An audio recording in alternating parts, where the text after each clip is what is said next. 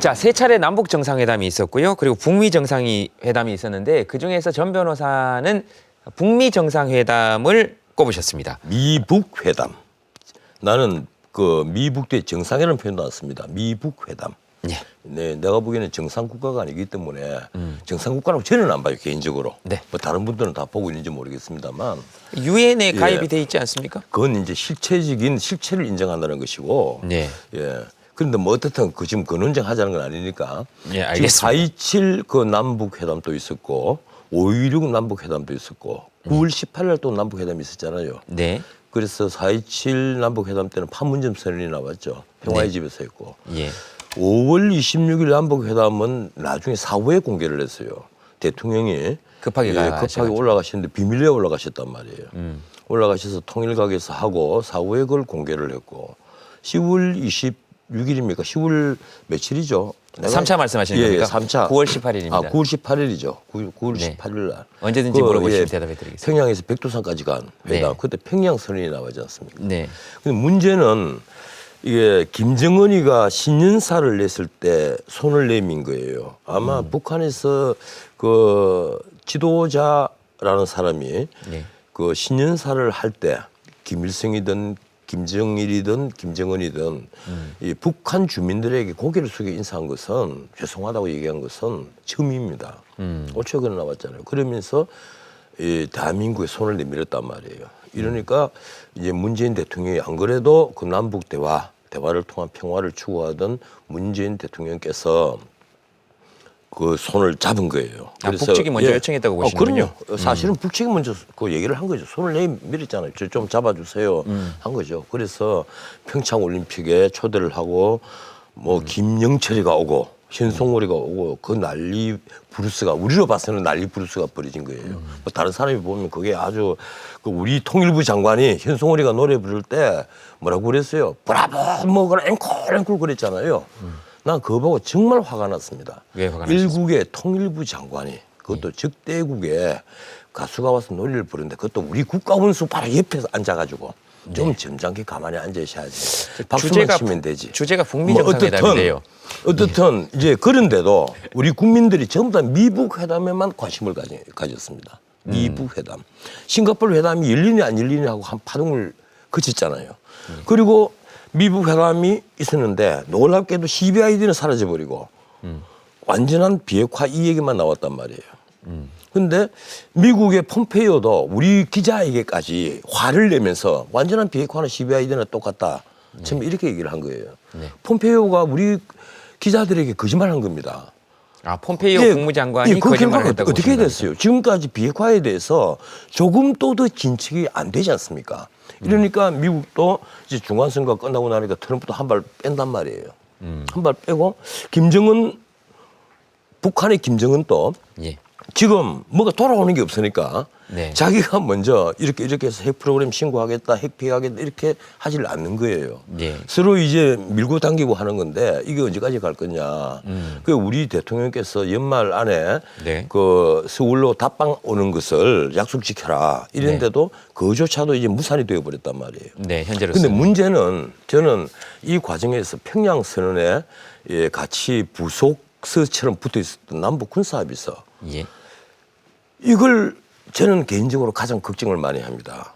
예, 북미 근데 정상회담이 아니고요. 예, 뭐가 있는가 하면 한번 보세요. 네.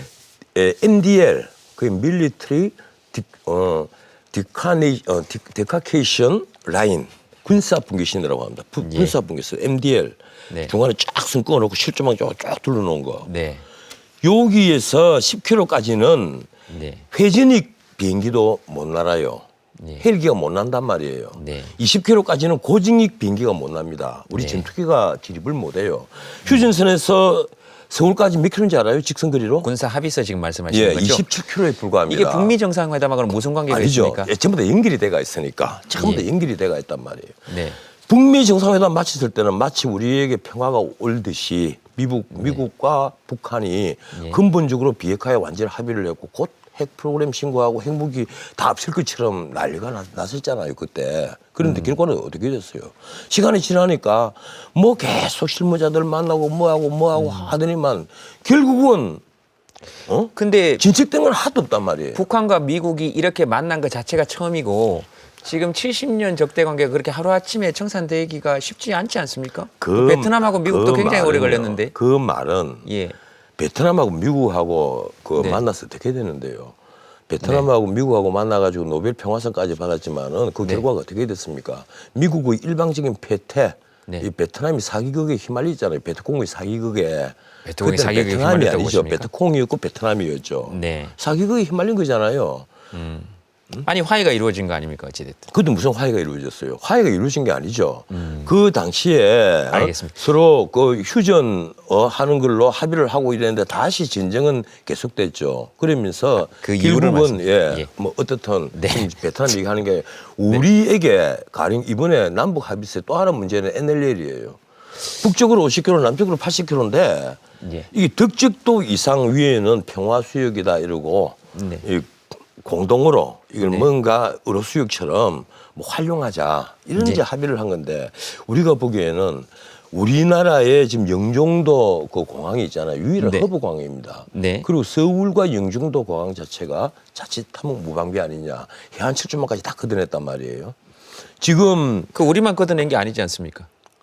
북한은 막에 덮어놓은 겁니다. 네. 북한은 거기에는 해안 7조망이 없어요.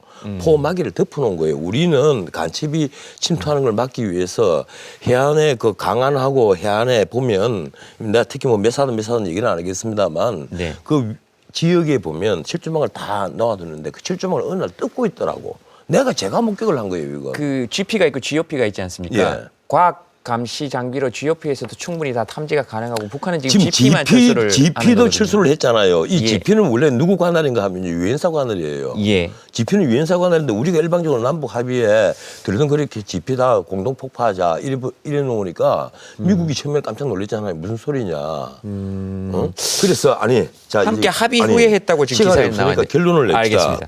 첫 번째 뉴스 미북 정상회담. 네. 결국 기대는 굉장히 컸는데 말짱꽝이었다. 말짱꽝이었다. 예, 그리고 비핵화는 북한 비핵화는 한반도 비핵화라는 이상한 이름으로 변질되어서 더 오리무중이 되었다. 알겠습니다. 이게 나 첫 번째 뉴스로 봅니다. 알겠습니다. 예. 그 자, 내년에는 알겠습니다. 제발 여기에 성과가 좀 있기를 기대를 합니다. 성과가 있기를 예, 또 두 번째는 경제 위기. 영상 봐야죠. 예. 이 또 영상 봐야 됩니까? 네. 지난 7월과 8월 취업자 수 증가가 각각 5천 명과 3천 명에 그친 것을 시작으로 10월까지 넉 달 연속 10만 명 이하에 머물러 왔습니다. 가장 실업률이 높습니다. 특히 40대와 50대에서 실업자가 크게 늘어났습니다. 올해 폐업하는 자영업자 수는 100만 명, 역대 최고치에 이를 것이라는 우울한 전망이 나오고 있습니다. 7분씩 시간 분배하시겠다는 게 대국민 사기극이라는 댓글이 굉장히 많았습니다. 이게 지금 실업대란, 예. 자영업자 몰락, 빈부격차 확대 네. 뭐 이런 걸로 다 정리를 할 수가 있을 텐데 네. 쉽게 말씀드리면 소득 주도 성장이라는 문재인 대통령의 회심의 카드가 예. 아주 아니다. 이런 판단을 이미 받아버린 겁니다. 그래서 때늦게 장하성, 김동연 두 분을 그 김현장이라고 세칭 부르는 분들 아니에요. 네. 이 장하성 실장 그 앞에 홍장표 경제수석까지 다 물러났는데 네. 지금 또 대통령께서는 아직도 소득주도 성장에 대해서 네. 자 이제 효과가 나올 때가 됐지 않느냐 이렇게 기대를 걸고 있단 말이에요. 문제는 일자리예요. 세금으로 일자리 만든다는 것은 나는 아니라고 봅니다. 네. 일자리는 기업이 만드는 거예요. 지금 가장 걱정이 되는 것은요. 시간이 없으니까 좀 줄여서 말씀을 드리면 네. 실업대란 중에서 가장 걱정하는 것이 40대, 50대, 60대의 실업난이 네. 뭐 청년 실업도 정말 문제지만 네. 이 40대 14만 7천 지금 11일 이제 고용 동향입니다. 예. 그리고 50대가 14만 3천 네. 그리고 60대가 11만 2천인데 예. 이게 실업률이 실업자 통계 놓을 때 실업자라는 게 뭔지 아십니까 혹시? 이게 모르는 분들 참 많아요. 이게 참 웃고 얘기할 수는 없는 것이고 4주 동안 내가 돈을 벌기 위해서 취업해서 돈을 좀 벌기 위해서 4주 동안 열심히 일을 했는데 1시간 또 일을 못한 경우 이게 네. 실업률에 포함이 됩니다. 이러니까 예컨대 취업 준비생이라든가 고시 공부생이라든가 이런 사람들은 다 빠져요. 그 네, 숫자에서. 그러니까 취업에 희망을 드러내지 예. 않거나 취업 시도를 하지 않았던 사람들은 취업 통계 다 세계 빠지죠. 통계에서 빠지기 예, 때문에 빠지고. 여기 이제 구멍이 있다라고 얘기하는 사람들이 한 있고요. 시간이라도 일을 한 사람은 들어간단 말이에요. 근데 그렇죠. 이 40대, 50대 한참 아이들이 고등학교 다니고 대학교 다니는 이 가장들이 지금 무너지고 있다는데 문제가 하나 더 크다고 봐요. 청년 실업률도 진짜 문제입니다. 당연히 문제죠. 청년 실업률은 한때 8월 달에 10%까지 갔다가 이제 뭐 한 7.9%좀 꺾였다라는데 그건 아르바이트, 이 알바 있잖아요. 좋은 일자리가 아니라 알바생들을 워낙 많이 늘렸기 때문에 세금으로 그것 때문에 이 준 거예요. 적극적으로 동의합니다. 예. 자, 그러면 이게 고용 지표가 안 좋고 실업률도 치솟고 있기 때문에 그러면 이 문제의 근본 원인은 어디 있다고 보십니까? 그러니까 이 정부가 정책 잘못 세운 거죠. 이 정부의 문제다. 그럼요. 예. 정부가 원래 노동 친화력 투자가 있어야만 일자리가 늘어납니다. 지금 이 산업 구조가 앞으로 4차 산업혁명이라 그러잖아요. 네. 4차 산업혁명은 일자리 늘어나는 게 아니에요. 네. 이게 그 슈바비 쓴 책을 보면 4차 산업혁명 생기면 일어나면 자본주 그리고 이노베이터 이런 사람들 기술자들만 돈을 많이 벌고 보통 사람들 일자리가 주는 거예요. 기술자가 아니라 예. 기득권자들이죠. 예, 그걸 꼭 기득권자라고 표현을 하나. 왜냐하면 아니죠. 자본가들과 이노베이터들 기술 그러니까요. 개발하는 사람들 혁신가들 그렇죠, 혁신가들. 예, 혁신가들이 예, 그 말씀이신 돈을 버는데 그걸 거니까. 왜 또 기득권이라고 꼭 표현해? 아니. 좌파답게 그러면 안 되고 아니 그러니까 그 노동자들로 표현할 수는 없으니까 그러니까 기득권이라는 아니, 게 글쎄. 딴 게 아니라 일자리가 준단 말이에요. 그러니까 기존의 예. 자본을 가지고 있는 사람들이나 기존의 정보에 접근할 수 있었던 권력들을 많이 가진 사람들, 예를 들면 변호사님이나 저 같은 사람들이 오히려 더 할 수 있다 이런 거 아닙니까? 지금 가령 삼성전자가 20조를 예. 투입해서 반도체 라인을 새로 2개를 만들었거든요. 네. 그래서 늘어난 일자리는 제가 알기로는 780명에서 800명 수준입니다. 네. 오히려 노동 친화력 투자를 해야 될 자동차, 조선 그리고 기타 등등의 노동 제조업 친화력 말씀하신 거군요. 예. 투자들은 지금 막 무너지고 있단 말이에요. 지금 제조업이요. 제조업이 어느 정도로 무너지는가 하면 지금 가장 무너지는 게 제조업 취업자들이 실업자가 엄청나게 많이 늘어나요. 네. 거기다가 또 그 이제 농업 인구는 늘어나요. 네. 이 농업 인구가 늘어나는 게 뭔가 하면 그 이제 일자리를 플러스 마이너스 해가지고 농업 인구가 뭐 어떨 때는 상반기 6만 정도가 늘었어요. 귀농이 그렇게 늘었다는 얘기예요. 네. 난 그게 나쁘다고는 안 보지만 맞습니다. 제조업에서 실직을 한 다음에 귀농을 한단 말이에요. 자, 이런 사태를 과연 이 정부가 언제까지 두고 볼 것이냐. 특히 청년 실업도 청년 실업이지만 한참 우리 사회의 주력적인 동력을 제공해야 되는 40대, 50대 네. 이 실직을 어떻게 해야 될 것이냐. 그럼 이 문제의 출발점이 어디서부터 그러니까 이 정부 출범과 함께 왔다고 생각하시는 그래서 겁니까? 노동 친화력 투자를 하려면요. 내가 문재인 대통령에게 정말 권하고 싶은 게 하나 있어요. 네, 그러니까 예, 제시를 해주시죠. 누가 뭐라고 욕을 하더라도 네, 한 달에 한 번씩 최소 아니면 보름에 한 번씩 기업가들 다 불러서 청와대에서 만나십시오. 술 먹고 회의하고 술 얘기하고 먹고 회의를. 술도 한 잔씩 해야죠. 네. 하고 자 이렇게 노동 친화력 투자 좀 합시다. 이렇게 해서 투자 좀 이렇게 주세요. 우리가 지원하겠습니다. 기업이 어려운 부분은 국가가 지원해 주겠다. 그러니까 고용을 창출할 수 예. 있는 부분에 신경을 그런 써달라는 환경을 거죠. 우리 국가가 조성해 줘. 아니 중국도 하고 심지어 미국도 그러고 영국도 그러는데 왜 우리나라에서 그런 제공을 안 해줘요? 지금 하고 있는 거 아닙니까? 안 하죠. 안 하잖아요. 대표적으로 대통령이 기업가들 청와대에 불러서 그 소주 한잔 했다는 얘기는 맥주 했죠. 맥주 했다는 얘기는 취임한 그 직후에 그러니까. 한 차례 있었습니다. 그러니까 그것도 맥주 말고 소주를 먹어야 된다는 중견기업들 허심탄회하게 자주 만나서 기업이 애로상을 들어야죠. 알겠습니다. 그래서 대통령께서 네. 이 기업이 애로상이 뭐며 일자리를 만들기 위해서 기업이 가려운 것을 어딜 끌고 줘야 되는지를 그걸 알아야죠. 그걸 그럼 하고. 기업이 해외에 나가는 것보다 조금 더 손해를 보더라도 조금 이익이 적게 나더라도 이왕이면 애국심으로 우리나라에다가 그렇죠. 예, 설비를 하고 일자리를 만들겠죠. 그건 전적으로 동의합니다. 예, 내가 예. 그걸 제발 부탁을 드린다는 겁니다. 대통령에게. 알겠습니다. 예, 한 달에 최소한 한 번은 만나죠. 최소한 한 번은 만나. 예. 그다음 다른 해야 나라 대통령도 다 만나요. 예, 그다음 해야 될 일은 뭘까요? 그리고 네. 이 기업의 이 가령 우리하고 경쟁국들이 있습니다. 네. 경쟁국들이 캐나다, 네덜란드, 네. 홍콩, 싱가포르 이런 나라들 우리하고 저렇게 경쟁국들이 IT는 일본과 중국이 지금 우리나라 경쟁국이고 특히 중국이 이제 경쟁으로 부상하잖아요. 중국도 엄청나게 지원해 주잖아요. IT 같은 노골적으로 국가가 네. 지원하지 않습니까? 그런데 우리는 오히려 기업을 적대시 여긴단 말이에요. 기업을 적대시 여긴다고요. 사회 분위기가 그렇지 않습니까? 사회 분위기가 그런 예. 겁니까? 정부가 그렇게 하고 있는 겁니까? 정부가 그렇게 했죠. 기업에 확실하게 말씀하실 수 있습니까? 기업에 기업을 먼지 틀 일이 적대시한다는 있으면 뿌리까지 틀지 않습니까? 뿌리까지.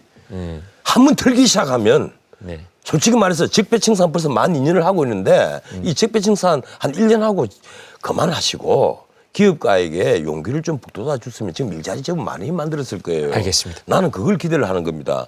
대통령은 나중에 역사의 판단을 받는 것은요. 경제로 판단을 받는 거지 딴 게 아니에요. 알겠습니다. 경제에 신경을 써야 된다는 자. 것이고요. 1분 남았습니다. 세 번째 마지막 세 번째 영상 보시겠습니다. 영상 네, 광역단체장 출구조사입니다. 민주당 14곳, 자유한국당 2곳. 단 한 번도 차지하지 못했던 부산, 울산, 경남 3곳도 모두 석권했습니다. 고기를 숙인 한국당은 지도부가 총사퇴, 후회 없는 보수의 참패에 또다시 진로를 고민합니다. 딱 한마디 하실 수 있습니다. 야당 몰락이죠. 예, 지난번 지방자치 그 지자체 단체장 선거에서 어떻게 됐습니까? 14대 2대 1로 14대 2로 패퇴를 했지 않습니까? 그리고 그때 있었던 보궐선거 국회의원 11석 중에서 한 석만 김천 한 군데만 찾았습니다. 물론 그때 바로 싱가포르 회담과 딱 맞물린 선거였고 또 거기다가 적폐청산 프레임이 계속 걸려가 있었으니까 야당에 대한 국민적 지지가 많이 떨어져 있는 시기였지만은 야당이 어떻게 이렇게 몰아갈 수 있느냐 하는 어떤 의미에서는 국민적인 우려를 낳은 겁니다. 야당이 건강해야 여당도 건강하게 마련이거든요. 앞으로 야당 어떻게 해야 된다고 생각하십니까? 글쎄요. 30초 남았습니다. 그 희망이 별로 없어 보입니다. 예컨대 왜 전원책이라고 있었잖아요.